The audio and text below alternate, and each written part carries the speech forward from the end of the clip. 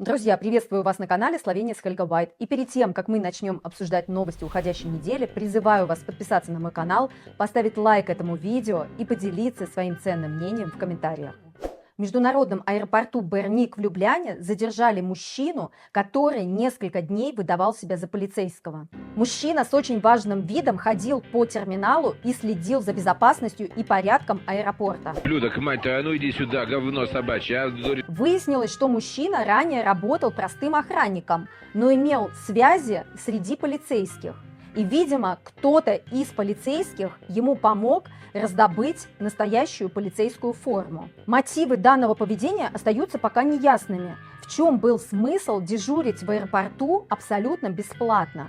Возможно, это была его детская мечта стать милиционером. На мужчину в данный момент заведено уголовное дело и проводятся проверки в силовых структурах.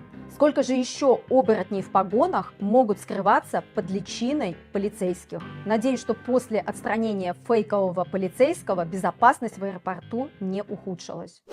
Известный российский оппозиционный политик Илья Яшин посетит Словению в конце января. В Любляне у него запланированы встречи с местными политиками. 29 января Яшин призывает прийти на встречу с ним антивоенно настроенных россиян, проживающих в Словении. На встрече будет обсуждаться работа демократической оппозиции и новые проекты. Яшин призывает всех желающих перейти по ссылке в его фейсбуке и зарегистрироваться на данную встречу. Интересно также почитать мнение россиян, живущих в Словении, под постом Яшина. Многие россияне относятся к данной встрече очень позитивно. С удовольствием приду на встречу. Хоть Яшин дает возможность не всем россиянам упасть лицом в грязь. Спасибо ему за это. Нас тут много, нас тут тысячи. Классная идея, сообщу друзьям в Любляне. Но есть также и критически настроенные россияне. Кому ты нужен, клоун? Проведи встречу с антивоенными израильтянами. Ты каким вообще боком к России? А как вы относитесь к таким встречам? Вселяют ли они в вас надежду на светлое будущее? Вот это гигант мысли. Отец русской демократии. Напишите, пожалуйста, в комментариях, если вы уже зарегистрировались на данную встречу. Будет ли эта встреча бесплатной или нужно оплачивать какой-то взнос? С 1 января 2026 года в Словении повышается минимальная заработная плата почти на 16% и составит 1482 евро брутто. После вычета всех налогов это составит примерно 1000 евро нетто для одного работающего без детей. Правительство объясняет повышение необходимостью обеспечить работникам доход выше порога бедности и более достойные условия жизни. Это также повлияет на связанные выплаты. Отпускные и бонусы автоматически увеличатся. Реакция общества разделилась. Профсоюзы считают, что повышение давно назрело, и это поможет справиться семьям с повышением цен на жилье и услуги. Представители бизнеса предупреждают о возможных негативных последствиях: увеличение расходов на рабочую силу, рост цен и сокращение сотрудников. В Словении завершилось громкое дело о дискриминации в медицине.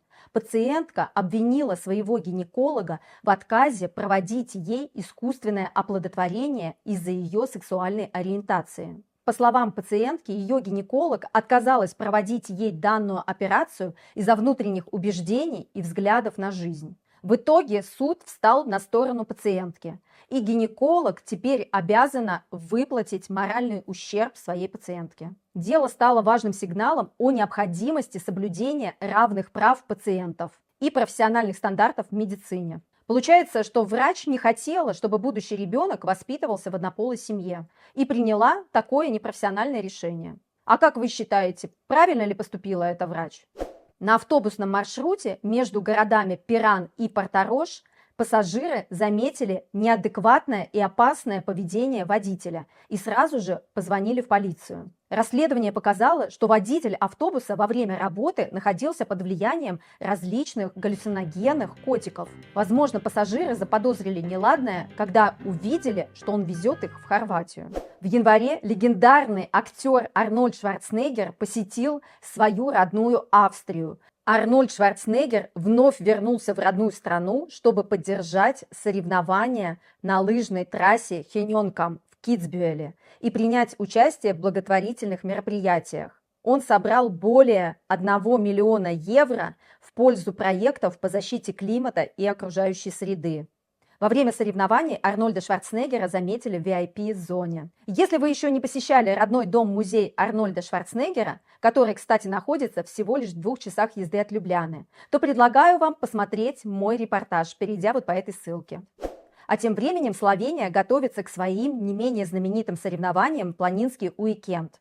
Соревнования пройдут с 27 по 29 марта, и ожидается, что это привлечет в страну огромное количество туристов со всей Европы. По данным сервисов бронирования, на даты проведения уикенда свободными остаются лишь единичные варианты жилья, а цены на них достигают несколько сотен, а иногда и 1000 евро за ночь. Если вам повезло и вы живете в Словении, то у вас есть отличная возможность съездить на данные соревнования без ночевки одним днем. Друзья, а если вы планируете переезжать в Словению и вам необходима помощь в оформлении документов, а также помощь в поиске жилья в Словении, смело пишите в личку моего телеграма. В итальянском городе Триест, который находится буквально в часе езды от Любляны, прошла передача «Олимпийского огня». Я не удержалась и сама посетила данное мероприятие. 25-е зимние Олимпийские игры пройдут в Италии, в Милане и на горнолыжных курортах Кортина де Ампеццо. Огонь несли известные спортсмены и деятели культуры Италии. Но, к сожалению, не обошлось и без инцидента. На путь Олимпийского огня вышли протестующие против участия израильских спортсменов в зимних Олимпийских играх. Они размахивали палестинскими флагами и держали плакаты с лозунгами против Израиля. Полиция быстро оцепила демонстрантов, но силу не применяла, и все прошло спокойно. В конце огонь принесли на главную площадь Триеста и зажгли Олимпийскую чашу. Гостей праздника поприветствовал мэр города Роберто Ди Пьяцца. Я стала также свидетельницей сохранения Олимпийского огня. И в конце традиционно новости погоды от Алисы. Какая погода будет в Любляне в понедельник? Послезавтра в Любляне от +2 до +6, облачно с прояснениями. Спасибо, Алиса. Без проблем. Помогать вам мне в удовольствие. На этом мои новости подошли к концу. И не забывайте, пожалуйста, подписываться и ставить лайк. Пока-пока, до новых встреч!